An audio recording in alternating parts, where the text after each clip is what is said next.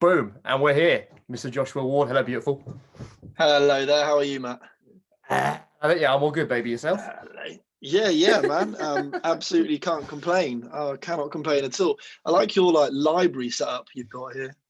I thought I'd change a little bit because it was just getting it was just boring me a little bit. I just need something a little bit different, make it a bit more mine.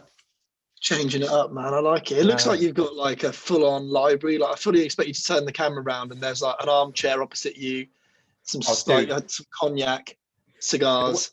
Well, okay. Well, I got my coffee. So, cheers to you, sir. Yeah, I got some. I've got the water. I'm going to be drinking that. Cheers again. There you go. Yeah, cheers. Cheers.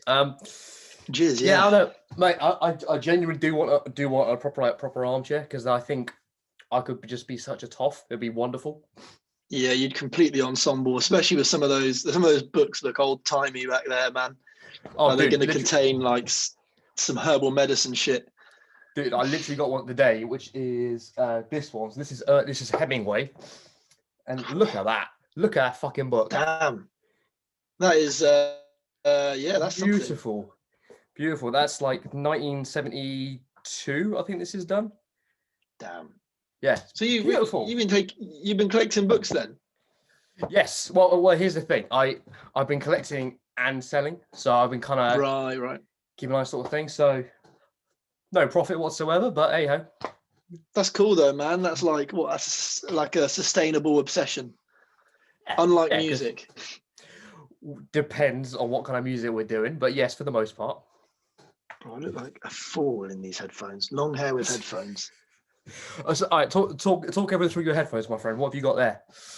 Oh yeah, these are the AirPods Max. Okay. They're like I guess they're like, although your headphones you're wearing now are made by Apple, they're like the Apple first party branded version of that. Okay. But like they've got all these crazy features. I've only had them like, oh man, how long have I had them now? Probably like 2 weeks. And yeah, man, they're mega. They've got like good noise cancelling. Like for me, like the sound quality is like possibly the best I've ever heard in any headphones. So yeah, man, when we're allowed to, you have to try these puppies out, bro. Your mind's gonna be blown. Hell yeah, I'd love to, mate. Yeah, it's good, man. It's good. Because if anything like the AirPods Pro, I mean, the Pro are the best headphones I've ever bought in my life. Yeah, fair. Like they're way better than these. But these just look better on camera, you know. Yeah, well, you know what? Let me see if I can. Go on, mate. There you go. Sort it right out. I'll do it. Yeah, man. Like they're great because like you said, the AirPods Pro, when you first try them, you're like, this is sick, and the noise cancelling is really, really good. And then these, like, I remember getting them home and thinking, like, yeah, you know what? I know they're going to be good, but like, you know, how good? Will I put them on and go? For me, I'm happy to put headphones on and go, yeah, sounds good, sweet. Yeah. But I put them on and was just like, these are good, and like so good that like I'm hearing bits in music. So songs I've listened to, like, oh my god, sorry, Zoom website's playing a video. There we go. Like the songs I've listened to like 100, 200, 300 times over.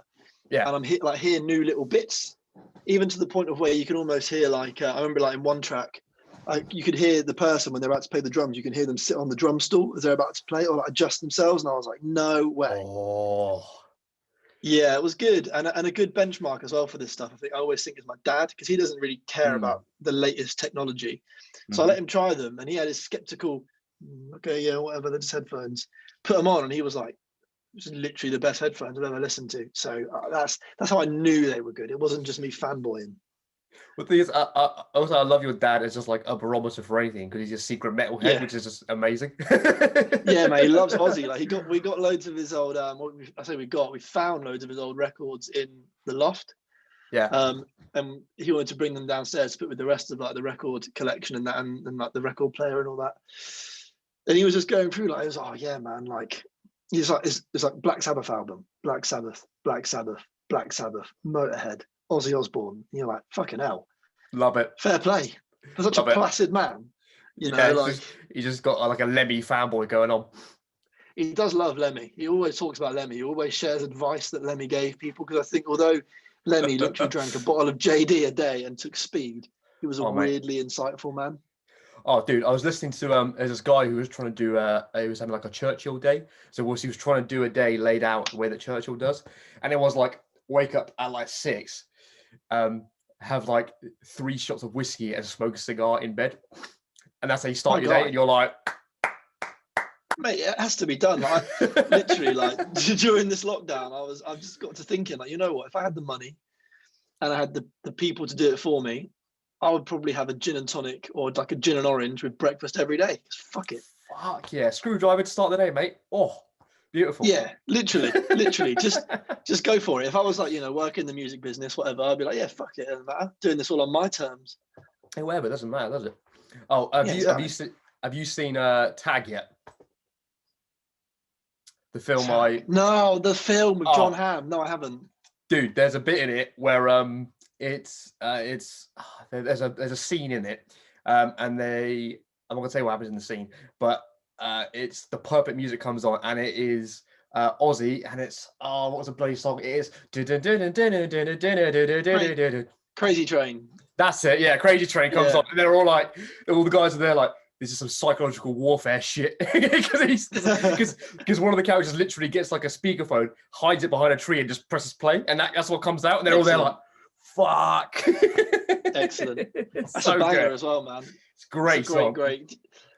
There's like a I don't know what to call it, like a jazz big band / bossa nova cover of that, which they use as the theme song for the Osbournes, and that is just amazing, hilarious. Yeah, it's very, very good.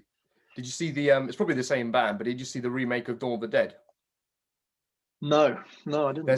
There's a bit in the middle where they're all just sat on the roof, just like taking pot shots at the zombies, and there's a jazz shuffle version of Down with the Sickness by Disturbed playing it. Oh, yeah, you know what? I think I have seen that. Is that the one with Phil Dunphy in it? Mm-hmm. Yeah, it's just this absolute savage, and you're like, what? Yeah, and he's normally like fucking, I don't know, I haven't watched Modern Family in so long, but he's just like the guy that's just always getting his life or his ass handed to him by his wife. Yeah. So yeah, it was quite funny, especially that scene where I think it's the first scene that he's in. You know the one. I know the one. That one. Yeah, I know the one. Yeah. It's fantastic. Don't expect it, do you? It is fantastic, and you're there like, okay, Ty, good work. Yeah, so good. Too funny, bro. It's the mark of a versatile actor. You either play 11 seasons in something where you're the silly dad, or you play in a zombie film where you're fucking someone over a table. Exactly. I think you know what, that is true though. Like, you know when you see like an actor that's done something like that in an unconventional role, it's just way more powerful. Like like, you know what, I've been rewatching Breaking Bad recently, and because it is like I don't think I appreciated how much of a masterpiece it is until now, and your dad's in it as well, so yeah. He is. He does a great job. He's in the new Far Cry as well. It's brilliant. Good. Oh yeah, he is. He's in The Boys, and he's in Mandalorian. He's in loads of stuff. He's doing well. And he does those documentaries on BBC Two. Louis Theroux. David Theroux the harp. That's the one, man. Yeah, I just think he's got. The reason I say that, right, is that they've all got that dry delivery that your dad has. That just got like, your dad can perfectly go from like that. So, question. You know, yeah, David. Yeah. That's question. It's like, oh, right. Let's go for that dry delivery, like question, answer that's quite comical, silence, laughter. And it's that's good. It's that you're like, he keeps you on the edge of like, I want to laugh at this, but okay, good. Okay. And that's just good. That's like I don't know. It's that makes someone interesting to talk to. Mate, it was a couple of weeks ago. I walked down. I went, morning, Dad. He went, morning. I sat down in the kitchen. And then he came in again. I went, all right, Dad. And he went, oh, small world. I was like, what? Perfect. I was like, what the fuck? Perfect. Oh man, that's just classic. That's classic David. I know. That's classic. But sorry, I don't want to interrupt you. Literally, I was just I never like appreciated how much of a masterpiece Breaking Bad was at the time, because you've got like Bryan Cranston, who we all knew from being in Malcolm in the Middle. I know, amazing. Yeah, and he's like playing this fucking drug kingpin eventually. Like, it's just, yeah, man. I think that is more powerful when you get like an actor that you're used to seeing in comedy or something that's really comfortable. Because Malcolm in the Middle was just comfortable, right? It was on like, was it on a Nickelodeon or something like that? Yeah, they used to play it at like 4 every day when you come home from school. Yeah, exactly. So it's one of those, and then seeing him be the family man again, and you're like, oh, okay. But then he becomes like, well, yeah, I don't want to spoil it if anyone's not seen it, but some stuff happens, and you're like, shit. If people haven't seen Breaking Bad, you deserve every fucking spoiler you get. True, man. Yeah, like it's been true. Out it like finished 10 years in 2013. There you go. Yeah, literally. Yeah, but yeah, no, I think it's powerful. Like, my dad like raised a really good point the other day that like I can't remember what it was. I think like an ad for a new, like a film like came on, or like a streaming service or whatever, and the actor in question was Tom Cruise, and my dad was like, whilst I can appreciate, whilst I like the old stuff like Top Gun and whatnot that he was in, so nowadays watching Tom Cruise to me is like watching Tom Cruise. It's not watching this character. So when he was in War of the Worlds, it was like, it's not, you really expect me to believe Tom Cruise, like Botox face, perfectly white teeth, is like a dock worker living in like a tiny house. No, it's not realistic. So I think it does pay to go with someone known but from a different role, like Bryan Cranston. And to your point, where you take them out of it's more powerful, as you said, where you take them from a comedy to serious. That is brilliant. That is a really, and that's easier for them to do comedy to then do a serious role. Then you get a serious actor try and do a comedy, and you're like, flip a coin with what's going to happen here. You're like, Yeah, it's true. Like, all that like experimental stuff in film is so interesting. I know Joker is a film that we had mixed opinions on, as in like we agreed to disagree. But I think what's interesting about that is like it's a very serious film. And although like as a watcher, and I don't know that much about film, so I won't claim to, but from people that I know that do know about film, they tell me it was shot like a comedy. So it was filmed very much in a comedy style. Yeah, and it had like the idioms of a comedy film, but it was like extremely hard hitting. And I think potentially that's where some of the impact comes from, is that subconsciously it makes you feel at ease, because you're like, this is a light-hearted shot like a comedy, cool, and it just slaps you in the face with all this like mental illness stuff and how this guy becomes who he is. And that's just really, really smart. And that's the sort of stuff that I love, things that actually challenge you. Like, you're not just watching it, you're challenging your brain a little bit to think a little bit deeper, so you kind of work it out for yourself to a degree. Well, that film, to be fair, if I watch it again, I'll probably have a different opinion to when I first watched it, and I'll be glad, because I'd like to be able to enjoy it, and I think I will this if I watch it again. Play. But again, it's the same Breaking Bad principle with Bryan Cranston, comedy to serious. The director was Todd Phillips. So Todd Phillips did the Hangover trilogy. That's it. Yeah, that was it. Yeah. So he's done 3 of the most ridiculous comedies of all time, and then goes to a deadly serious film. And you're there like, brilliant. I remember now. Yeah. Amazing. Yeah. Yeah. I mean, it helps. Sorry. I was just saying, the versatility of him as a director is fantastic. To go from, obviously Hangover is a staple now. I mean, they had to do a fucking female spin-off because it was so successful. But they were like, seriously?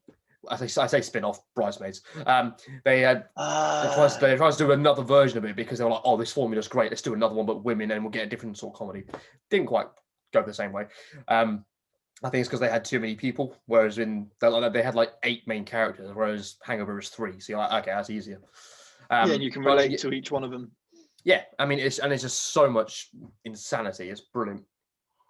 Yeah, I mean, that's interesting, isn't it? It's like when Ozzy Osbourne, his last album was produced by the guy that produced Post Malone's most recent album.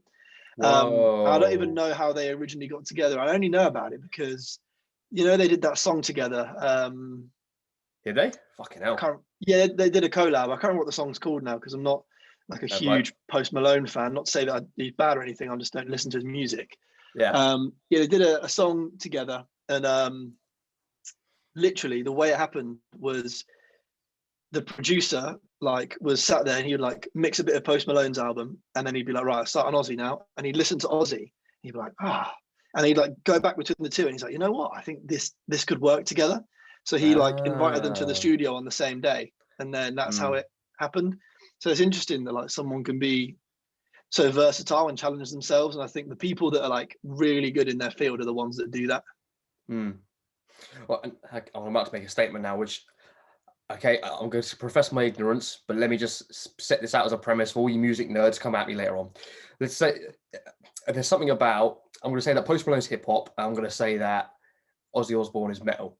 There's something about those two ends of the spectrum. They're less like this. They're more like the top of a circle where they come and meet together.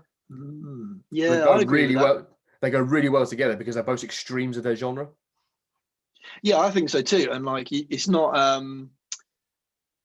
don't know, it's not uncommon to hear them blended, you know, even like when we've been gigging, like there's been bands that like have had quite heavy elements, and then the singer basically raps. I mean, fucking hell, look at like Rage Against the Machine, man. Like, that's a really famous example of like hip hop and metal Machine, coming together. Linkin Park, same thing again. Yeah, literally. Absolutely. It's true, actually. That's a really, really good point. Like, you just kind of, it's almost like now I'd say at the bottom of that circle, like things like electronic music and like indie somehow is like the lines are crossing more and more. Like you're getting artists, you know, like I don't know, like would be a big one. Yeah, exactly. Like you're getting all that sort of stuff. I guess, you know, common example for me, Tame Impala, like Currents. That's so like EDM inspired, but like also very indie. Like there's elements like if you just like EDM, you could listen to it. If you just liked indie, which at the time when I discovered them, I did, I could listen to it, and it like, it's really cool how music does that though. How like you find fusion in places you thought you'd never find. I mean, him as an example, you could write a whole fucking dissertation just on one album by that dude. Never mind his whole work. Because even if you don't like it, if you take it as a musical piece, there's so much fucking going on. So much going on that it's even to a point where different people will hear different things. So he's taken experimental to a whole new level, because what he's done is basically the initial recordings is dead easy, like we could do it. It's then what he does afterwards, which is insanity. And you're like, what in the Christ? Like I was listening to Breathe Deeper just in the car. So I had it just like cranked up, and I was there just like, what the fuck is going on? Like I was like, it sounds awesome, but I don't know what he's doing. I'm there like, because for me, I'm listening with the drummers here, so I've got, okay, that's the main beat, and then there's like a tom and a floor like jumping all over the place. I'm like, what the fuck is what's? But it just works. It sounds great. Yeah, 100%. Like, I actually, like, as much as I've said to you before, like a lot of his drumming on Currents, like that album is really simple. On some of it, like the earlier ones and then this newer one, it's just like it baffles me, because like all I can work out on Breathe Deeper is that essentially like you're like essentially like on a hi-hat, because it's like that like like that, but then there's all other shit going, like there'll just be fills that are like just and it'll go back to it. And for me, I'm not advanced enough to do that, but you're like, huh? Right, and then there's electronic drums as well blended in. Even it's like when we saw Friendly Fires when they had 3 drummers. It's like that, but in a track. Because like literally. So we played at for those who don't know, we played at Great Escape Festival fucking hell, nearly 2 years ago now. And Friendly Fires headlined the Saturday night. And they had like, we were at the right front of we were at stage right at the front. The drummer right in front of us. They had one at the back, and then bongos on the far left. And it was just like, what the fuck is going on? It was just so crazy. That was mad, actually. It was a great night. Man, I can't wait to get back to doing that again. I know fucking everyone on the planet is saying that right now, but hey, I'll throw my 2 cents in. I can't wait. Absolutely. So you got to repeat that fucking sentiment. It's a good sentiment. 100%. Yeah, that's absolutely true though. Like, I think that's what's clever about it. And there's like, for me, like, I've been weirdly getting back into like quite a bit of like stuff like Pink Floyd and that. Like the classics that I maybe listened to a bit, you know, a while ago, and then, you know, you get into your own stuff, and then you go back round to what your parents used to listen to again. And I've been learning some of their stuff as well. I've been trying to learn some of the guitar solos, because they're really like precise and just really yeah, I don't know, they've got a lot of feel to them. They're not the most complex, but they've got a lot of feel, which I really like. And I almost do see them as kind of that of their day, that they were just innovating. They were literally like, we don't know what the fuck we're doing, but we know that if we don't, use synthesizers, we're going to be left in the dust. So we need to innovate, and we need to be the first, progressive rock band to put synths on our album and not just be a guitar band. And they did that, and yeah, they're like widely regarded as like huge innovators in the music industry. Absolutely. And I think that's what Tame Impala and people like that are doing nowadays. There's loads, right? But he's like one for me just because I listened to him. But that are sort of going like, they're sort of not listening to all of that noise of they're like, oh no, you shouldn't put a flanger on a drum bus. No, don't do that. And he's like, I don't give a fuck. I'm going to do it. And that's what you need to do essentially. He's going to do it. He's going to do it. But that's it, man. It's like realizing now, especially doing this new project with Andy and Shaq. That's very much been the sentiment. Is like, you know what? Like, fuck how everybody else says you got to do it. If you want to fucking, I don't know, like, I mean, I've been putting my synth through a load of guitar pedals because I was like, fuck it, cool. I like the sound of them, so I'm just going to do it. That's cool. And it makes some great sounds. And I just think like what you just, as you grow older and as you get more experience in certain industries, you begin to realize that the people that did it well were the ones that didn't concern themselves with the opinions of others. Absolutely. And when I say that, I don't mean disregard feedback. But what I mean is when someone goes, oh no, I wouldn't do that with a guitar. And it's like, no, that's good for you. I'm going to do it. Like when we turned up at fucking Turtle that time and pulled out the Kemper, and John, actually a good guy, but when we put, he was like, digital guitar. Yeah. And that's quite a common thing, right? But to me, I was just like, well, I'm innovating, man. I'm in 2021 and you're in fucking amps 1965. If we're looking at it from that perspective. Legit, yeah. And if I pulled out a 3310 and he was like, you give me a number so I can contact you, I was like, yeah, 3310. He'd be like, what the fuck is that phone? But it's funny how like with music stuff it's the other way around. The older the better. Yeah, it's the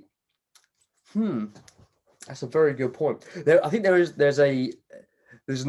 nostalgia, and there's an aspiration people have had, like the festivals that we've been to and played at. Correct me if I'm wrong, but I don't think it'll be out of pocket to say 1 in 5 people were dressed like Noel Gallagher.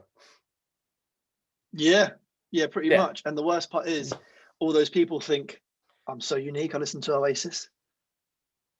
You know what? I fucking love Oasis. I've been getting well into Oasis recently. Hell yes, great band. I used to discount them as like, the fucking cookie cutter rock band that everyone listened to in the 90s. But then I actually actually my mate Craig from work, actually, who I've been who's been playing a lot of PlayStation and that really during lockdown, got me proper into them in the first lockdown, and I was like, fucking hell yeah, this is so good. I got a deluxe edition What's the Story Morning Glory the other day as well. Very nice. Yeah, man. Very nice. It's so good. It's all recorded and mixed terribly, but the music's so good that it doesn't matter. Dude, who cares about that shit? They can barely play for shit. Like I think I was telling you, Dad showed me one of their live performances. And fucking Liam, I always get mixed up. Which was the dickhead? Both of them. But no, Noel is the main dickhead. Liam's the singer, cool. And he's a bit of a tearaway. But yeah, Noel's an asshole. So who's the lead singer? Is it Noel? Or is it Liam. Liam. Okay, Liam. So Liam's like at the front. So Noel's playing guitar, right? Yeah, that's right. Yeah. So Noel's on guitar and backing vocals. Liam's doing like the main bit, and when he finishes his part, Noel's doing the chorus, and Liam's literally got a tambourine. He's throwing it at the crowd, and he's just sat in the corner. And they're like, whatever. And he looks so angry and just so bored. He's like, but it's like a 56,000 seat stadium, and he's there like, I don't want to be here. Yeah. I don't want to be. So funny, man. And then he comes back on and he sings the same verse again. And we're all there like, that's not how the verse goes. It's a different verse. He just doesn't care. He's like, why am I here? I super respect that about them, though, because there's a really famous, right towards the end of the band. I'm trying to make my fucking screen bigger. No, I can't do it. All right, then, cool. Right towards the end of, before they broke up, because they used to fight a lot, like Noel and Liam used to fucking hate each other. Yep. And they got invited at like the height of their fame to do MTV Unplugged, which Yeah, is massive. Like Nirvana yeah. had just done it under 10 years prior, all that Mm-hmm, stuff. mm-hmm. So they got invited on that, and basically they turned up in New York. Apparently, like Liam just went straight out, as in on a night out, and Noel Nice. was with the band at the hotel. Like, we should be, we need to actually practice because it's fucking MTV.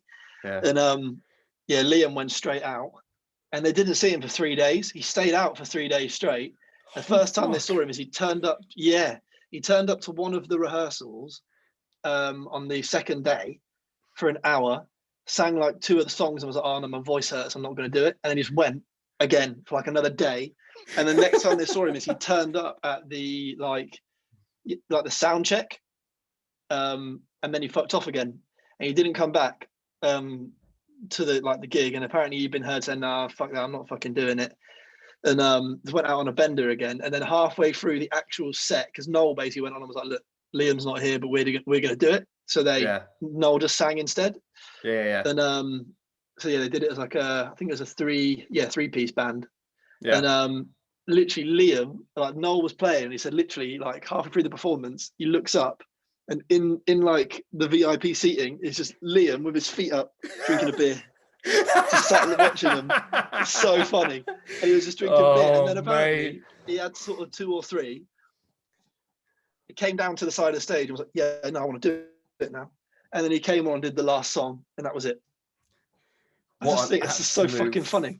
What a fucking baller! Like he just, and again for them, I mean, they must have he genuinely just didn't care. He was like, whatever, I don't give a shit. I'm like, whatever, man. It's true. And I think at the end of the day, that's a massive part of their success, because they weren't the most technically proficient band. No. The fucking music wasn't recorded well at all. It was literally some of our recordings sound better than theirs, but their charm was that they made good songs. They were good songs. So regardless of how good or bad they were recorded, they were great. They were earworms. You could just listen to them over and over. Mm-hmm. And like, I think that cocky appeal, like not so cocky that you're like that people hate you, but like that sort of confidence that makes you kind of quite charming, was what they had. And I think at the end of the day, that's what did it for them. And I think like you've got to respect someone that goes at everything with absolute conviction. And doesn't go, "Oh, okay, we'll do it your way, even though I'd like to do it this way." They go, nah, I'm not going to do that because it's my band and I want to do it this way. And again, as you get older, you start to realize, and you reflect that every time someone said, "Oh, I wouldn't do that, we should do it this way," and you go, "Oh, well, you know what's best." You sort of go, "Nah, I probably shouldn't have done that, and this time around I won't." So that's what's, I think a good lesson from a band like Oasis or Ozzy Osbourne. He didn't give a fuck. Absolutely. I mean, those are the ones who get the best out of everything, and the ones who, like, if you look at the ones who are the biggest success stories, you could take different industry, but you take J.K. Rowling, for example. She went to, I think it was 13 publishers before one said yes. And that is the best-selling book of all time, even more than the Bible, True, like, there's more copies of that than there is the fucking Bible, King James or whatever version. Yeah, true. And similar story with Star Wars. No one would fund it. No one wanted to play it. And in the end, I think, what was it? Fox that ended up putting it out. I can't remember. 20th Century Fox, I think. Yes, they did. Ended up giving them money. And apparently they were just like super unhappy with it the whole time. Didn't think it was very good. But like George Lucas was just so persistent. And I think that's what it comes down to, is like believing in your idea. Because actually oftentimes if everyone hears your idea and goes, "Yes," it's probably a good idea. But like I think the really good ideas that like actually have fundamental change are the ones that people go like, "Oh, I don't know about that," because you're challenging their actual, like their comfort in what they know. So like, Star Wars, even the actors, I watched this documentary, I watched a few actually recently about it, but there's one on Amazon where they basically just interviewed like a bunch of like almost like extras about what the experience was like. And they were like, even the stars like Alec Guinness and like David Prowse, they didn't know what the fuck was going on. They were just turning up to a set, getting paid, and hoping they could go home sooner rather than later. They didn't understand it. They're like, "The fuck is this?" And they all thought they were just going to be in some shoddy little B movie that would go away. But like, I think George Lucas, even though he was surrounded by people that he's paying to be there, don't believe in him, and he still did it. And like, I would argue, although maybe not top grossing, it's like, I think it's like third top grossing film ever is Star Wars, or maybe fourth or fifth now, but one of the biggest franchises commercially ever, I think. And that wouldn't happen if people didn't believe in their ideas. So I do, I don't know, like we said, like I keep saying, older and wiser sort of thing, you realize when you hear the stories, oh yeah, he's crazy, like he was a madman, a genius, like he wouldn't take no for an answer. You realize that that's actually like because they're getting told no all the time, and they know that, you know, they want to execute their vision, and it might not work, and they know that, but they're going to fucking do it anyway, regardless of what other people tell them. There was a novelist, and what he did, because you recognise how much of a numbers game it is. He said, okay, I'm going to change it, and what I'm actually going to do is that I'm not going to go to somewhere and, you know, hope they pick it up and then get rejected and get disheartened and demoralized. I'm going to go out and actively get 100 no's. So I want a no because I know that's just another one out of the way until I get a yes. So he got 103 and then he got a yes. And I can't remember, it's which one is it? It's, where did I put it?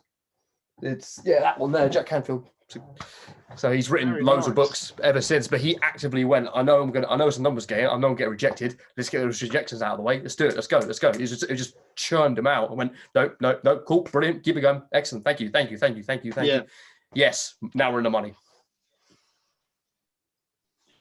Good old fashioned persistence, you know, you've got to do it. And you're right, like for 1,000 no's, there's one yes somewhere. So I do think like people that, you know, I do agree that these industries are difficult, right? But then I think any industry is difficult. Like, yes, you know, if either of us went to go corporate our jobs, it would be you know, it would be a struggle. You'd have to not because of our qualifications, but actually getting through the fucking, like all the, like the layers, the tiers, all the different people that also want to do that thing. I think the like creative industries, creative arts, in terms of like making it, it's no more or less difficult than it is to go further in your current job.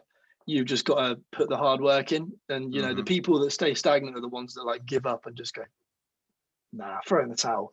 And those are the people that go, oh, it's so hard. It's like, well, yeah, it is, but you've got to stick it out. You can't just go, oh, it's hard, I quit, or maybe something else, you know. And creative is, I do disagree slightly, because corporate, you can literally turn off your brain and it's just numbers, just data, it's just time and shit over and over. With and you can just do business and analytics and marketing, all that crap. With creative, you've got to do 50-50. So you can't, it's not like, and I'm saying this from experience, where I have just taken I've completely ignored all of the salesmen, the marketing, the social, the networking and socializing, whatever. I've ignore that and go, because I'm no longer in that business, I'm going creative one. That's all I've got to focus on. But you need to have both. You need both, because I'd argue it's harder because you've got to juggle both. Because the creative thing, and where we fucked up, well, where I fucked up in the past is that if you focus too much on the creative and not on, you're focusing on the act of creation itself, as opposed to its then applicability, and then it's even its fucking quality, for God's sake. Because everyone likes shitty stuff, but you get caught up in the loop of being, oh, I've created it, therefore it's valuable, and you're like, it's not until afterwards you're like, no, that's not true. It's actually got to be good. Yeah, exactly. It is. You're right. Like, it has to be good quality. It's the same though, the other way around. Like, I think you see a lot of artists do the opposite, where they focus too much on the business side as opposed to the music. And it's like you say, actually, just the point you just made, like they can just go, that's a song. I mean, we fucking did that at one point. We went, got another song, sick, let's record that. You know, and then afterwards you're like, what the fuck happened? You listen back to it and go, Jesus. Oh, but mate. It's true. It's very true. But you know, I don't chalk any of, you know, mistakes up as failures. They're all learning experiences. You know, like you have to do it because I wouldn't be able to say this now if I didn't do that and I didn't know, and I wouldn't be able to go on and be successful in the future if I didn't let them have those lessons. You know. Yeah, we couldn't have this conversation now without us both tripping up and falling flat on our face. 100%. Yeah, like it's. I think once you learn to like be able to take that part of it and not go, oh fuck, I did that wrong again. That's so annoying. Like, I think that's what used to frustrate me back in the day when we sort of like reformed the band. That was my biggest thing. I was saying, right, if we're going to do this again, if anyone gets frustrated at something that's like out of our control, or that like really isn't that important, or that is a failure, but rather than looking at it as a learning experience, you just get angry and go, why has that happened? Yeah. Then I'll be pissed off and I won't want to be part of it. Because at the end of the day, if something happens, like it's not like to be honest with you, like I was speaking to someone recently about like the thing that a lot of people do, and it really frustrates me. I've noticed that like it's I don't know, it's one of those things that you know, something that just really grinds your gears, and when someone does it, you're like, oh no, please, just no. Is when you know, say something happens, you know, I don't know, you fucking, oh man, I can't, this thing is something trivial, like you get the wrong coffee order, coffee order for somebody, and you go, oh shit, you wanted it with oat milk, I'm really sorry, and they go, oh, why did you do that? Well, I just, you know, I don't know really, I just forgot to order it with oat milk. Oh yeah, just, oh, why though? Why did you do it? And it's like, I just told you that I don't remember. And you know, this is a trivial example. It's not even a real one. It's just a one I made up in my head. But you know, and people are like, oh, why didn't you do this thing? It's like, because I didn't. That's not a good enough answer. It's like, well, it's the one you're getting because it's the truth. Like I did it because at the time I thought it was the best decision, sort of thing. And the thing that frustrates me about it is this: I almost think people are they're constantly like, why? But why? Oh, but why? And what they think they're going to do is, I think they think in their head that they're going to find the answers. But what I really think they're trying to do is change how that situation turned out. They're almost trying to go back in time and go, well, this time I might get a different answer. Why? You know, it's like, no. Like, you know, why didn't you, you know, why have we not got enough streams on this song? Don't know, man. We shared everything that we wanted to share. We've paid the money to these people. I don't know. Yeah, but why? What are we not doing? It's like, bro, you tell me. Like, you know, like anything like that. And some of those people, whether it's personal situations, whether it's business or creative related, I just find like, I will say like, look, keep asking me why. If you ask me why again, I'm not going to answer you because I've told you why. And then if they do it again, it'd be like, what answer do you want to hear? Because clearly the one that I'm giving you is not the one you want to hear, which is why you're asking me the same question. And I'll give the whole thing of like, listen, I'm 25 now, don't really have time to be fucking around answering the same questions over and over again. So unless the next question's good, just remember my response from the previous, think of it, that's my answer. And yeah, it really grinds my gears, man. Like, just, I think when you take those experiences as learning experiences, you can ask yourself internally, why? I wonder why that person does that. Why does that person act that way? Why are they fundamentally the way that they are? And really, from a little bit of research and from just a little bit of reading into like psychology or anything like that, you know, you might not get the exact answer because everyone's different, but you might be able to make some pretty educated guesses that will put your mind at rest, you know. And it just becomes really easy to almost pick out certain traits of people. Yeah, but I think, yeah, arming yourself with that knowledge and the ability to learn from stuff rather than just question it to try and change the outcome, because that's what you're trying to do. Then yeah, you set yourself up for greater success rather than, because it's a form of stagnance, you know, it's a form of being stagnant and a form of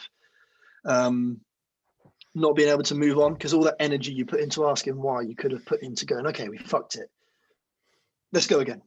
And you could be putting your energy into round 2, 3, 4, 5, 6. Imagine if a boxer, the first time they fucking buckle or get winded, they go, no, that's me out, I'm done. But no, they fucking get their breath back and they come back up and they go, let's go, round two. And they do it, right? So yeah, tapping out at the first sign of trouble is just not the way to go. And, you know, like everyone does it, myself included, you know, we all do it.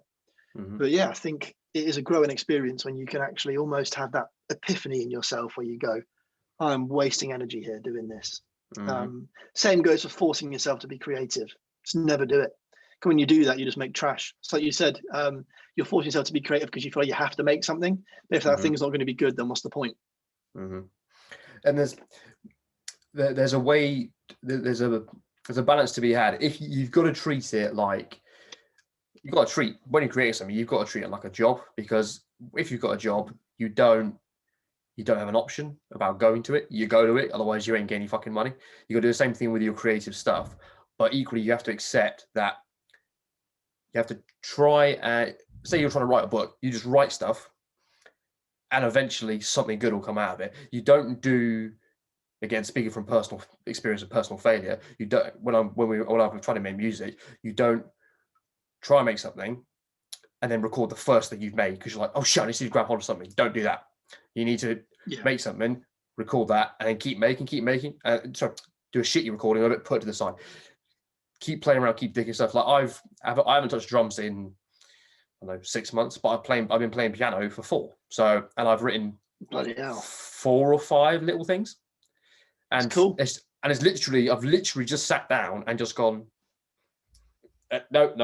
Oh, hang on. Okay, that's cool. No. Oh, hang on. Okay, it's another bit now, and it slowly builds itself. But I don't just sit down and then it just makes itself. I sit down and I press keys and go out, hold, all shit. Oh, there we go. All right, cool. And then it's just slowly work out from the mistake. I don't just play shit and then go, yeah, I'm going to record that because I've played shit. It sounds terrible. Exactly, and like. Yeah, you're right. Like if you were doing that or just making something, you could download an app that has chords programmed into it and just press the chords.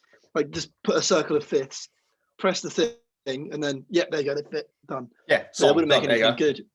No, and I think all that good stuff comes from a comfortable place. Like when you sit down to play an instrument for pleasure, as opposed to I've got to write something. You sit down, you think you might start off with something you play regularly, and then you go, well, that's a good sound actually. Ooh, hello there, and it starts to sort of unravel itself. When you sit down and you're like, right, I have to write a guitar riff today. Doesn't happen, or you might, but it'll just be like this falls flat, and you might be able to convince yourself, okay, I'm happy with that. And then as soon as you send it out to anybody, immediately they're like, yeah, no, because they can just feel that air of like somehow they can just feel that like this is not true to that person. This is forced to have asked them to do it. So. Yeah, it's interesting, man. We're interesting creatures.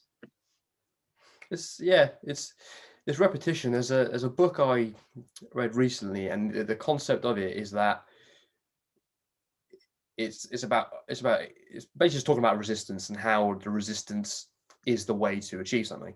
And there was an aspect of it, loads of it that was brilliant. One was that a resistance is your true north. So if something's hard, then means you should be doing it because you're going the right way. Yeah. And I was like, damn, that's good. And then the other one he was saying is that ideas exist in and of themselves. You haven't come up with it. You've just reached a certain level of consciousness where it's now moved through you. So you are giving birth to that idea, even though it exists already. You didn't make it. It just came out of you.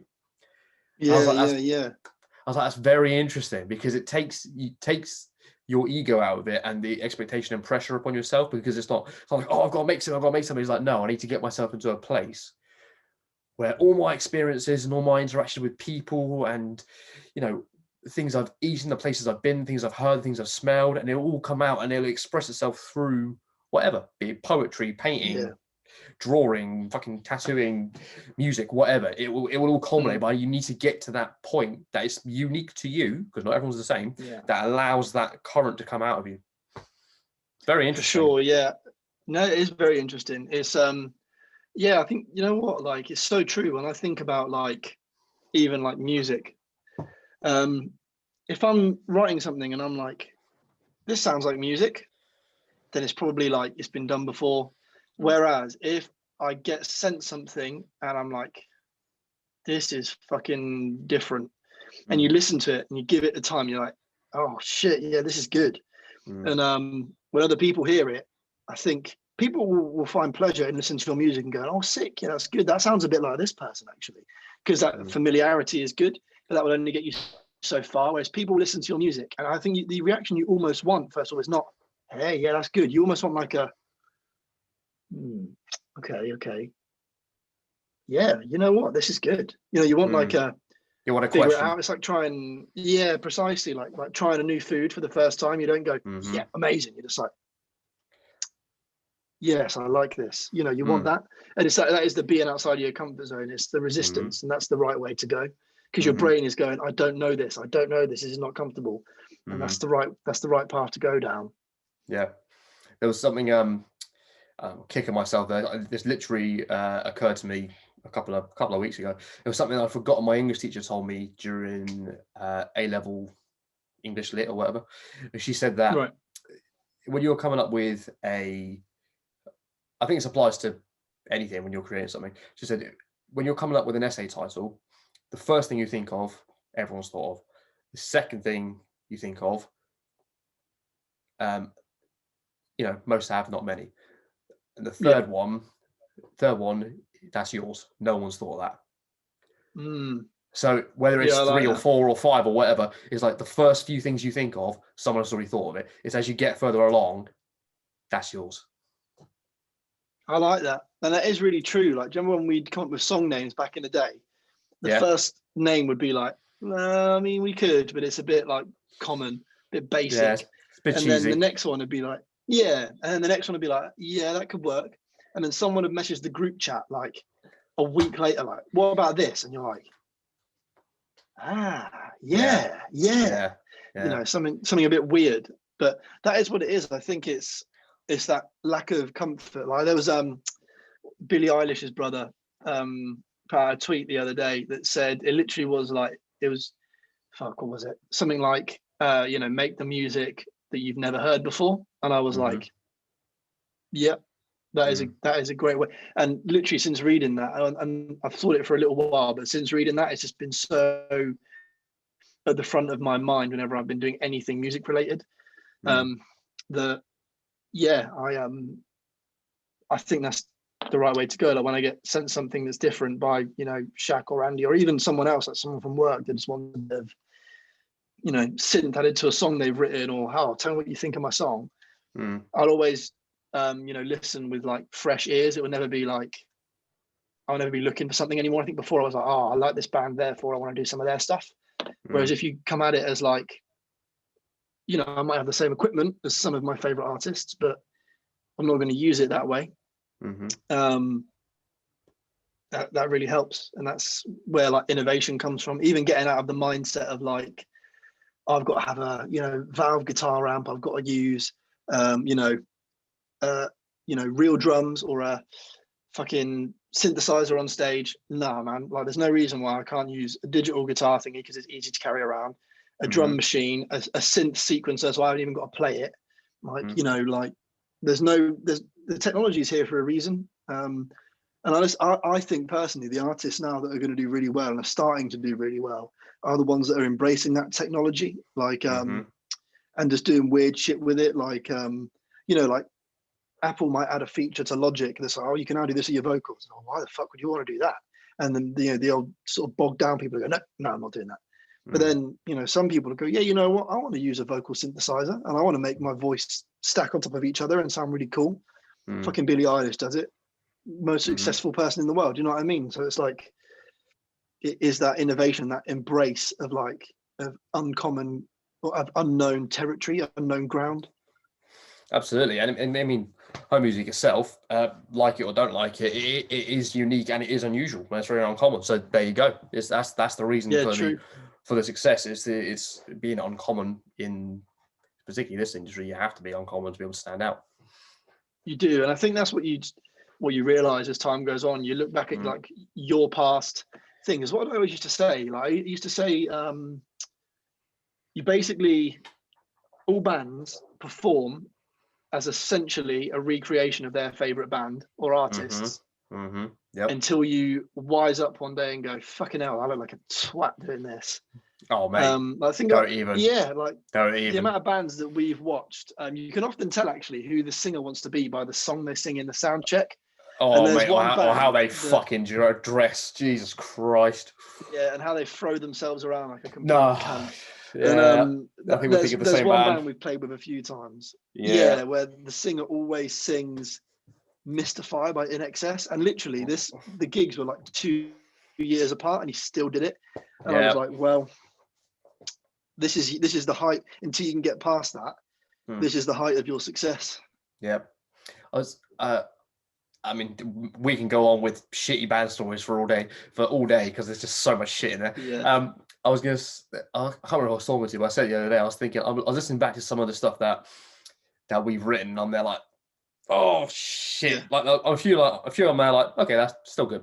I'm there like a couple like, oh fuck, and I was like, I'm almost like embarrassed because I know I can do better now. And then I'm like, that's actually a good sign, because if I'm not happy with it because I know I can do better now, it means I'm a better musician and I've Yeah, and you've improved. learned from it. You Yeah, had to do it to get to that yeah, point. exactly. Right, and even stuff Yeah. that you like, even if it's something that you never released, if you at the time you're like, oh, this is amazing, let's keep it, and then like 6 years later you listen to it. So either there's two things that happen: either you'll listen to it and go, this is great, or why have I sat in it for so long to do something about it, or you go, this is shit, I've done so much better, I've become so much better since then. Mate, when I listen back to like fucking Mighty Heart or Lost Alchemy, I'm like, Oh my fucking god! hell. Like, Oh my god! when someone tells me, oh, that's my favorite one, I'm like, are you deaf? Yeah. Just... Dude, I'm the same. I get people who message me going like sell screenshots of themselves like driving the shit in the car, and I'm like, why are you doing this to yourself? Literally, just don't do it. There's decent bands out there, you know, that make good music. Don't do it. Why are you doing this? Yeah, oh, man. I mean, don't get me wrong. I thought it was just me. No, it's there are some bits like I've actually enjoyed sampling some of it for like oh, that's a good shout. I like that. Shit. Yeah, like that's quite I funny. got the mix the other day of Pushing Up the Daisies, and there's like this app on the iPad called Bloxwave, which literally just allows you to bring in songs and you can like cut them up and like put them on pads, so you can do like Daft Punk style samples, which is really cool. Awesome, that's cool. Yeah, sick. And I was doing that with my guitar solo from Pushing Up the Daisies, and it just made some really cool things. I slowed it right down. Yeah. And it's had proper 80s vibes to it, and it was yeah, man, it was a lot of fun actually. Yeah. But man, I was going to say to you actually, first of all, I wanted to ask you, I was thinking about the other day, how many fucking gigs, if you include big bands that you've seen, like, you know, when you've been to see like fucking, I don't know, a big band, like famous band. So that mixed with just gigs in general, like gigs that we have been to, whether we've played it or whether we've been to see like local bands. Yeah. How many, well, actually, maybe not how many gigs we've been to. How many bands do you think we've seen live? If you count every single possible musical act you've seen, not just famous ones, talking like every opening act before us, every time we were the opening act for a band, it's got to be in the hundreds, right? Surely. So if we're going from all spectrum, from bottom of the dung heap, us, and then big bands, 400-500, something like that.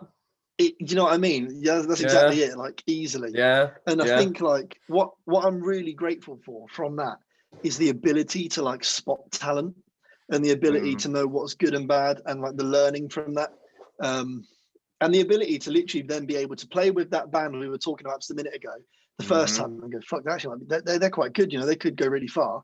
And then to watch them the second time, because we played with them last, like it was probably like our penultimate gig, maybe. Okay, yeah, I know what you're talking about. Yeah, go on. Yeah. Yeah. Do you want to text you the name? No, I know what you're talking about, yeah. Yeah, oh, okay. Yeah.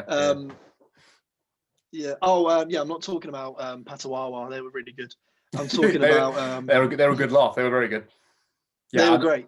I know you're talking about, mate. It's cool. Yeah, the one who sang Mystify by NXS. Yeah. But anyway, it was funny being able to then have like 3 or 4 years, or well, we said about 2 years between the two, but you know, over that whole time we'd done a lot of bands who were still fairly naive. Then having 2 years experience of, you know, adding like 300 gigs under our belt because we gigged so much in that time, to be able to go from seeing the same set and the same sound check to go from, well, they might be quite good, fuck, we've got some competition here, to going, no, they're fucked, they're going to be here for the rest of their lives, no problem. Like, sounds savage. Well, here's the thing, is that we weren't wrong to think they're good, because musically, yes, they were good. Yeah, but have they got it? You know, it's it, isn't it? Like, and there's and to use a word you used earlier, they were fucking stagnant. They stagnated. They just stayed the same for 2 fucking years. I don't want to see, fuck, man. Yeah, literally, I don't care. Like, I'm just a fucking guy. So imagine being an A&R representative from a record label who checked out the band 2 years ago, because it happens, right? You check out a band 2 years ago and go, oh, maybe in a year, maybe in 2 years. Check them out again, and if you see that same set again, singer's the same, looks the same, fucking acts the same, sings the same song in the sound check, performs the same set from last time. I'm like, well, what the fuck have you done in 2 years? So it gives you that ability to almost look at it from an industry perspective. And I think that's really valuable, because then you kind of know what not to do.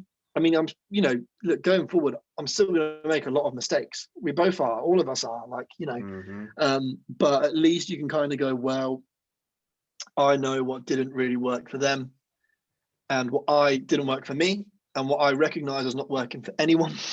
So I won't do those things. I'll try my best not to do those things without realizing. What springs to mind right now, as you're saying this stuff, is our first ever gig. I was literally, fucking hell, I was literally going to talk about that. And I was thinking about it the other day. Oh, mate. I was thinking about it. So anyone who's ever performed live, you will, unless you're a maniac prodigy, you will experience something which is politely called bombing, or as comedians call it, eating a bag of dicks.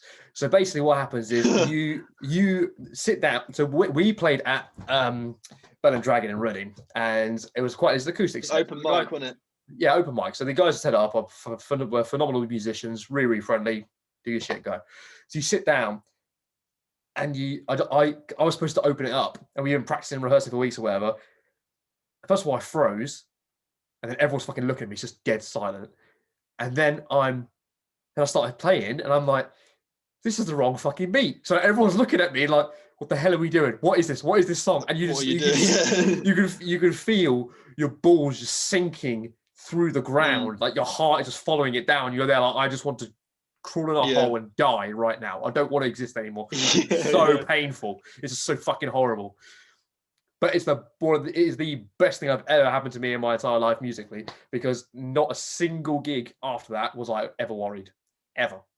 Yeah, it's true. It doesn't. You just, I think as well, like doing all gigs like that, and being able to bomb on stage. Yeah. For me, like public speaking doesn't scare me anymore, because it's like I can use my words to clean up any slip ups. And people will be pretty forgiving when you're presenting. With music, people are very unforgiving, and if you bomb, it's fucking embarrassing. So there's more pressure there, but I think it's good, because you're right. It makes you, when you do it, and we've all done it, you you're like, well, it can't get worse than that, so that's good. And if it does, you're equipped to deal with it. Yeah, and you learn the hard way from. I did it where I fucked up, stopped, started again, and other members of the band did the same thing on a different night. And you're just there like, you learn, you never stop. If you're fucking up, you just keep going, you keep doing it, and you work your way back into it. And yeah, nothing phases you since. Nothing at all. You don't give a shit. Do you know what I was thinking about with that gig, right? Is they were good, and they were a good step for us. But I was thinking the other day, like, when you actually think about who you saw as like the be all end all, or as like, oh my God, yeah, I need to impress this person. And then you reflect on it and you're like, actually, I didn't really need to, because then you look at like, it's going to sound really arsey, but then you look at like, what those people have done in the same time as you, and you go, well, you're really no better off than I am.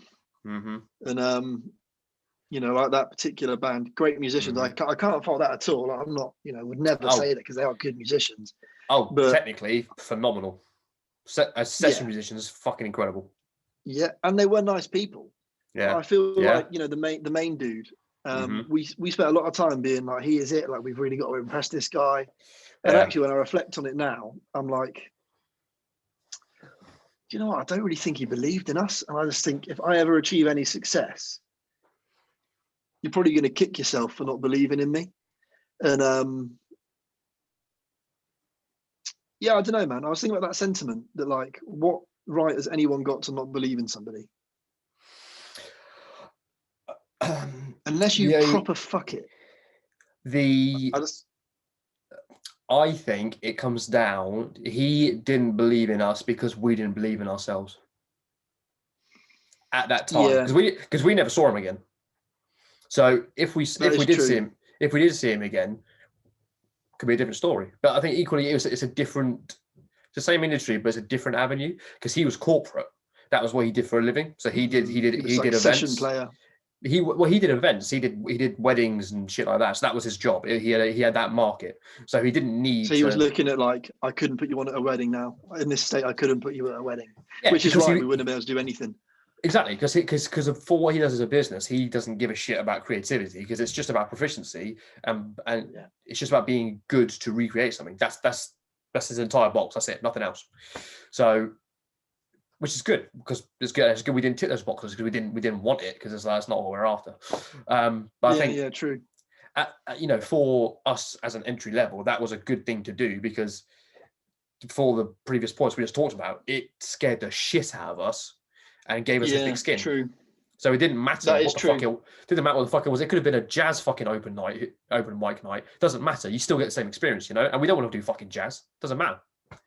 Yeah, that's a good point. That is a good point. I think I was just thinking about it in those ways. Like, it was like a really good experience for like learning and for just for all that stuff. But yeah, then I was sort of just like, I was just thinking about people in the past that have been like, nah, and or people that I feel like, if I was successful, there are certainly a lot of people that I want to take with me. Right, I'm not by, oh fuck it, yeah, you know what, yeah, when I'm successful.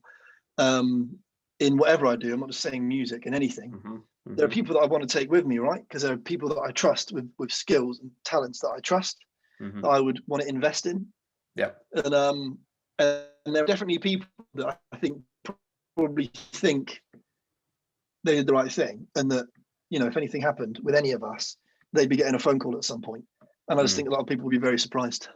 But yeah, that's just an interesting point, isn't it? But like, yeah, man, like that, it was just, when I think back to the early days, like the beginning of the journey, like, it doesn't even seem that long ago. I know. Tell me about it. Yeah, it's weird, isn't it? I still remember your mum telling us about it. I know. Yeah. Yeah, I guess that's how we got it, because we had no idea otherwise. Just to up. And we were like, and we weren't even like thinking about gigging. We were like, we could play the school concert. And Mum was like, why don't you actually go and gig somewhere, get feedback from actual musicians? I was like, yeah, good point. Yeah. And the feedback was fucking crushing, but it was great, because we didn't. Yeah, it was good. We just went, oh shit, okay. So we actually fucking worked hard, like real hard. And when you actually look back at it, for that period of our lives, we put in a lot of fucking effort, mate. And it was. Yeah, I mean, our work ethic was awesome for that time frame, because it was clockwork. It was disciplined. Every Sunday, every Thursday, if our time. I mean, getting Shaq and Yuma there on time was another fucking point. But yeah, you are right. Doesn't matter, mate. We built in that hour buffer. It's fine. But yeah, mate, we just get pissed. Yeah, man. But still, we still fucking put the effort in, and for real, that's where we created Want More, and Want More is arguably the best thing we've ever done. Yeah, I think Want More. Poolside, for some reason, everyone just fucking loves it. Yeah. Do you know what it is? I think it's a good song. I'm not happy with how it sounds. The guitar, for me, now I listen to it, I'm like, why did I ever say that sounded all right? But here's the thing: it's the terrible recording. It's like, because it's so different live. Live is so different in the fucking recording. Yeah, true. I'm here all day, mate. I'm here all day. I don't give a shit. But I'm listening to it like, nope. Yeah, literally. There's no feel to it. It just feels very flat. Nothing. But hey ho, whatever. It's just one of those things. It is what it is, isn't it? Yeah. It is what it is. Yeah. And we need to experience shitty recording, like with an ex-acquaintance of ours where we first recorded everything. We're getting chased by geese in a fucking converted industrial container. Fucking geese. A shitty recording from that to then get better ones done. We're like, we needed the shit ones to know it was shit, to then know we needed better. But equally, I was thinking about it the other day. I was thinking, because we paid fuck all for it, we literally got fantastic value for money because we paid fuck all, so it was shit. Yeah.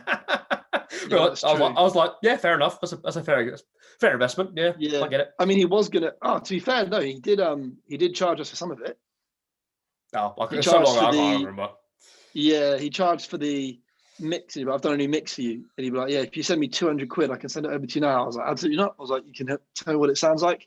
If I'm happy with it, you can have 200 quid. And what it taught me was backbone, because initially I was like, oh, it's all right, you're my mate, it's fine. And then after a while, I was like, yeah, so literally we wanted to release this 2 months ago and you're fucking us over. Well, I've got so much on my plate. It's like, well, then give me the files, which are ours, because we paid you to record them, and fuck off and let me give it to somebody else. And we did. Yeah. So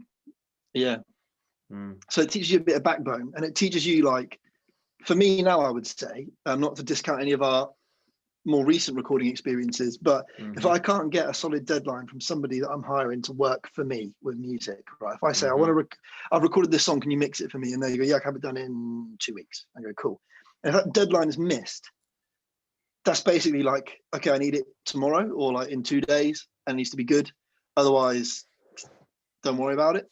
Yeah. Then I mean, that's that going forward, that's it. And I think there's also a lot to be said for just doing it yourself. Like, I've had a whale of a time, like, actually learning production, how to record things, and listening back to like my old attempts to my attempts now. Like, my God, it's like night and day. Yeah, that's awesome, man. Yeah, so it's been good. If anything, great. That's what this lockdown has been for me. Is just, I mean, trying to be better at my craft. Like, I've got back into learning music again, because I think, you know, I know plenty about the guitar and about the piano, but I think I discounted for a while. I didn't want to learn other people's music so I didn't want to take on the traits of any other artists, so I could stay kind of pure and unique. But actually I was like, you know what? Not true, because all I do when I do that is I just become an amalgamation of all the good parts of all those artists.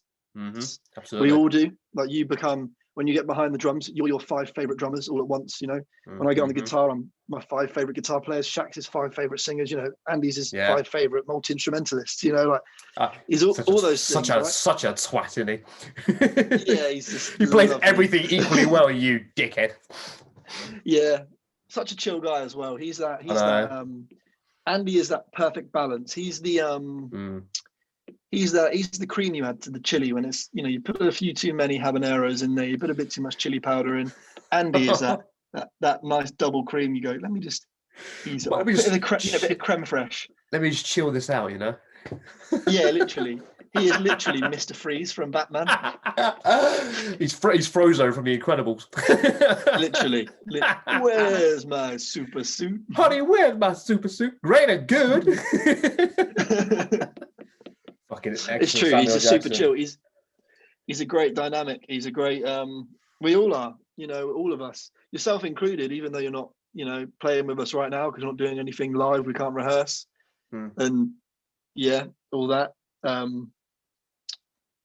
Yeah, it's good balance. I think more so than ever now, I realize, like, you surround yourself with people that can challenge you.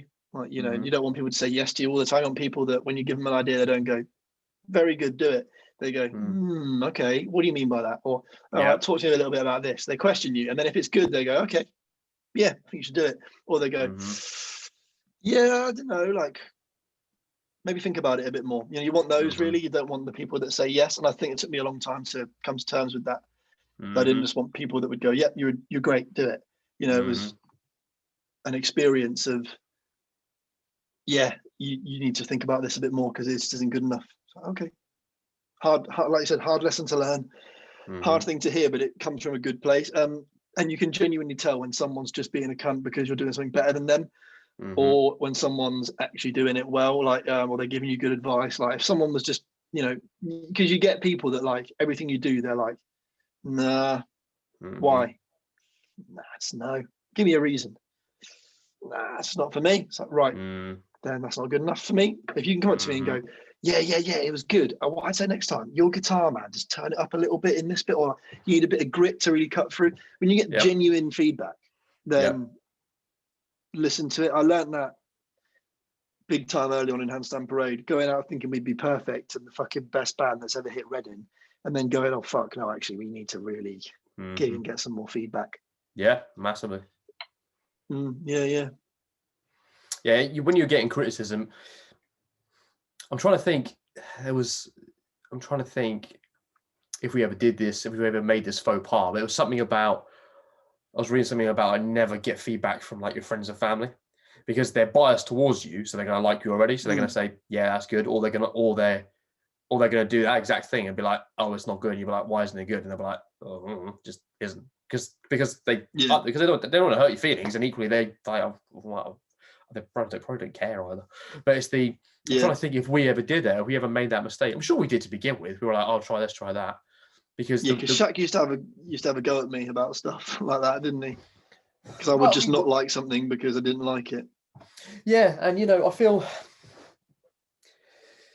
there was an element of fear of missing out, fear of missing the train with this sort of stuff. Because you see so many people successful now, they're successful at a very young age, and they're the ones that are come pushing through. So there's an element of feeling like, oh, if we don't do this now, we're not going to do it. No, I think, and I disagree with that. I think that things happen to so different people for different reasons. I mean, if you well, we're staying in this industry, fucking Sting, the Police, when they come out, they're all in their fucking 30s or 40s, whatever, when those boys come out. Literally. If you're looking at Harrison Ford, same thing, 30s, 40s, whatever, he's an old man by their standards when he becomes a successful actor. So things will come when they're supposed to come. It's just Bowie was the same as well, yeah. Yeah, it's persistence that makes it. And you're absolutely right, man. We needed this time to fuck up. We needed these. How old were we first started gigging? 17, 18, whatever. We needed these 7 years to fuck up, because we're going to do this now rather than in 10 years' time. For real, yeah. You know what? That fear was very real of like, oh, I've got, 3 years until I'm past my sell-by date.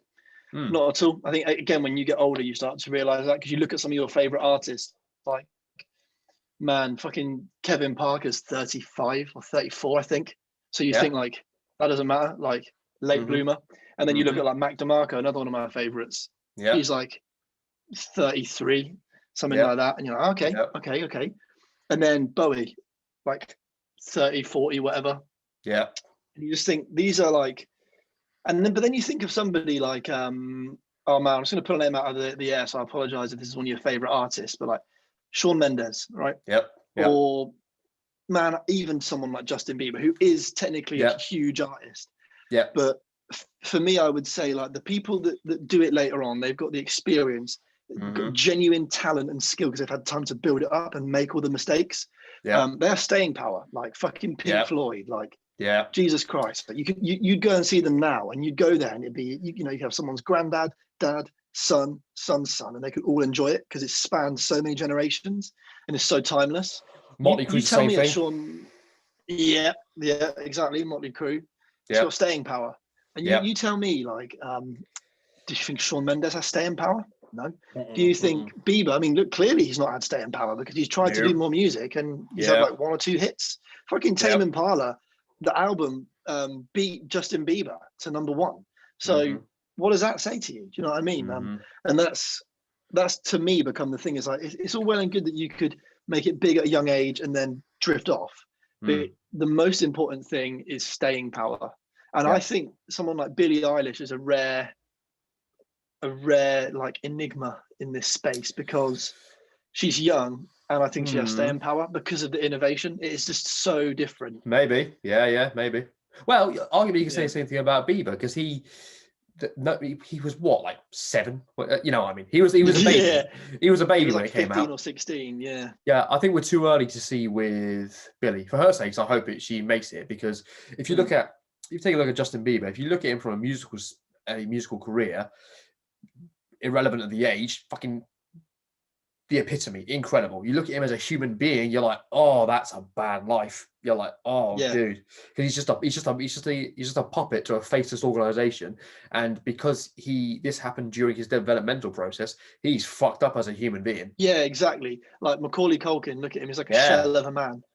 Yeah, it's really true. Fortunately, he's pulled himself back, but he was close to the edge, mate. Real close. Yeah, do you know what I mean? A lot of these child stars are like that. Like, just because you're right, like it happens in their developmental, like years, and they never get to experience like real life. So I do feel massively fortunate that, we've been able to do that normally. And hey, we might continue the rest of our lives normally. Who knows? But I still feel fortunate with those years.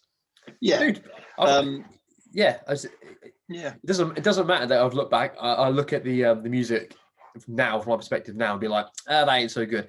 I had a fucking blast. I don't care. Like, it was a For fucking real, man. Like, amazing time. The laughs, the experiences, the weirdness, the near-death experiences, whatever. Who gives a shit? It's fun. oh yeah, yeah, Like, man. Like it's just it's one of those things as well that like when you live it and you get into the nitty gritty and you're like, oh, I did this, and it becomes normal. It can get mundane, and there can be times where it's like, ugh. But then you talk to other people about it, and they're like, fucking hell, like give my left nut to have done that. yeah, Like, yeah, for real. fair enough. Yeah. Yeah. I agree. It's like I always used to say, and I think I used to say to you guys whenever someone was getting upset about, oh, why are we only, doing this or whatever. It's like, listen, I know people in bands that their music's never even been touched by a radio station. It's got, less than 100 plays.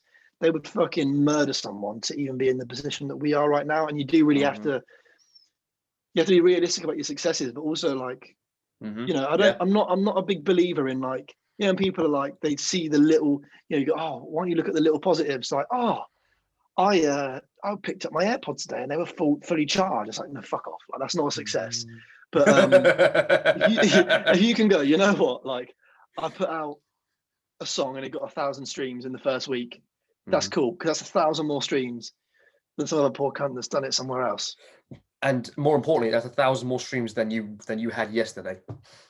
Precisely.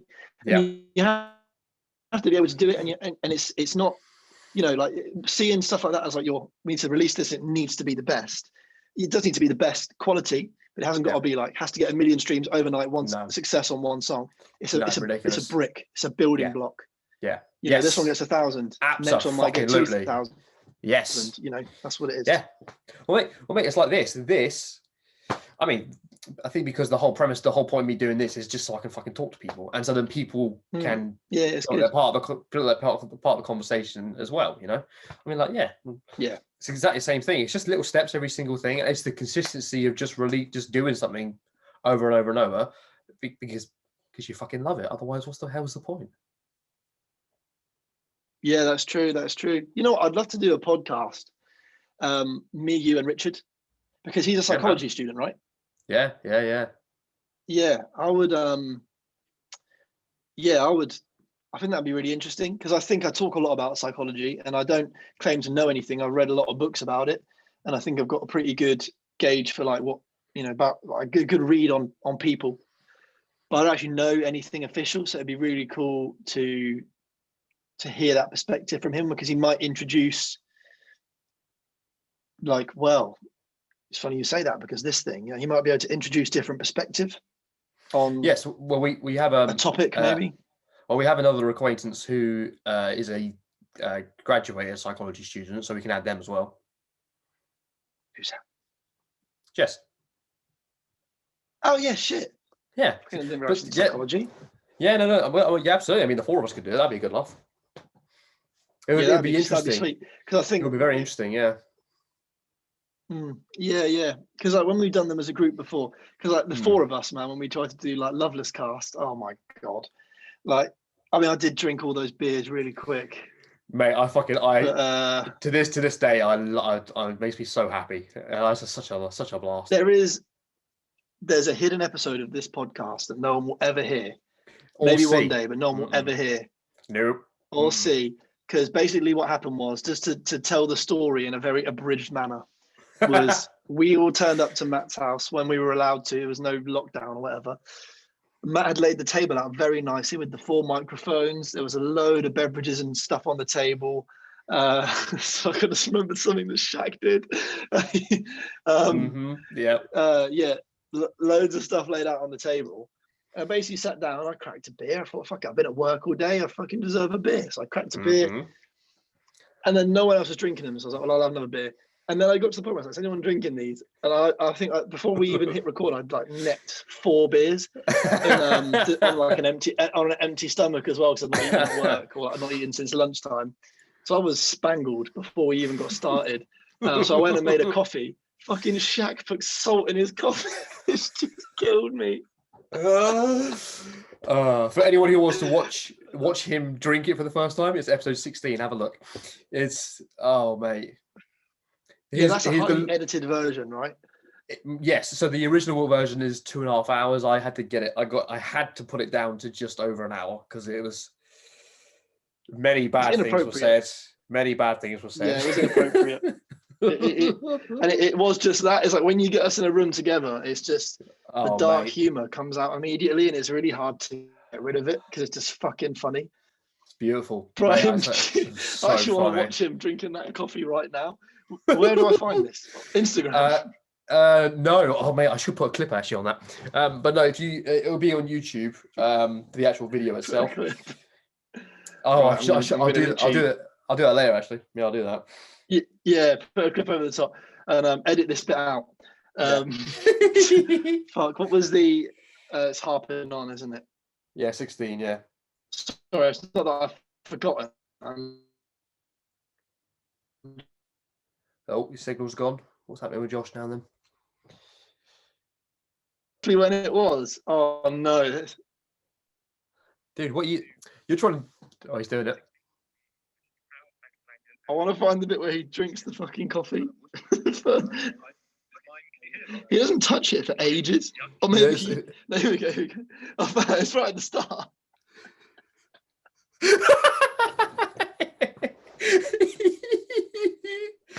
Oh my god. I've got to see that again, man. He's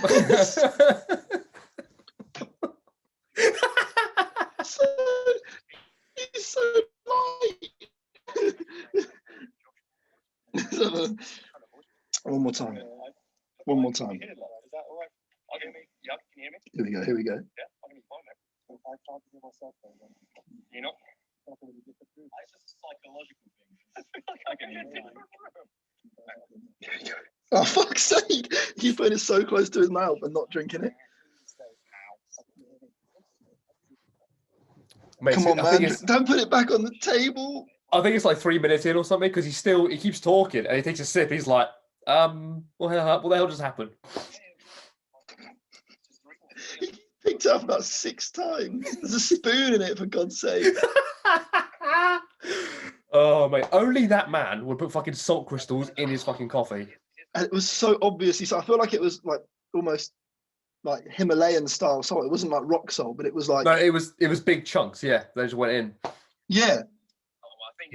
It takes the tea bag out. Where's it? Tea? No, it's coffee. Takes the spoon out. Here we go, here we go. Come on! This is making some really... This is just a reaction video now. Yeah, literally.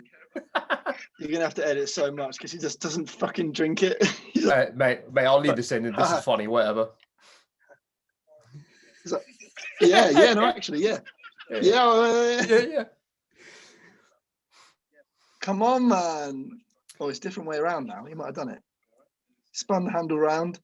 No, not going for it now. Go on, buddy. Go on, buddy. Don't worry about that. Fucking. There we go. Here we go. Maybe that's not material for the podcast.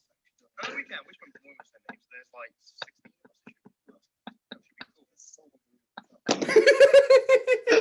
All right. I think there's salt on the rim of my cup. He's such a fucking... Oh, mate, I may be so happy. I may be so happy. Funny. Oh, mate, I'm keeping this in because I'm going to timestamp this. I'm going to tag Shaq when we post this and be like, Shaq, this is you here, mate.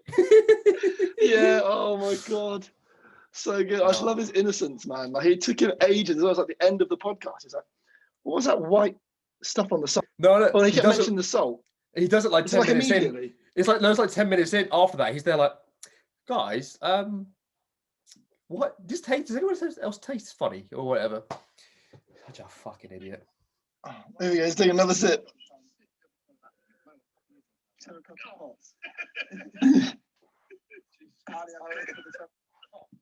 God, this was it. Oh, man, he's drinking this thing, man. Oh yeah, shit. I had like 3 beers at this point, and I've got coffee. And you're drinking a Heineken Zero. Here we go. Bro, the face he just made. So he's so polite, he won't do it. Oh, mate, so good. He does pull out. He's like, what the fuck, man? What's going on? So fucking funny. Wow. Mate, I cannot wait to do another one with the four of us again, because that was just so much fun. It was so much fun. Yeah, man. Do you know what? I've fully taken for granted my entire life the ability to just come and sit at your house on your sofa and drink beer, Mate. and chat to you. Mate, it's madness. Yeah. Yeah. Madness. I hope it's over sooner rather than later. Indeed. Well, I mean, we'll have it, at the very least, we'll have it where it was like the summer, where we're just coming out and just chilling in your garden again, mate. Yeah, I mean, I fully don't mind that. Do you know what as well? Like, oh no, can't say it on podcast. Don't worry. We're law-abiding citizens here. It's all good. It's all good. Literally, we are law-abiding citizens. Exactly. Well, you know what, Josh? Wrong. You know what, Josh? What I'll do, I think that'll be a good time to end recording. So we'll stay in the chat, but we'll end the recording, okay? Sounds good to me, man. Nothing illegal, nothing to see here. Nothing illegal. All right. Thanks for having me. My pleasure. Thanks for being here, buddy. And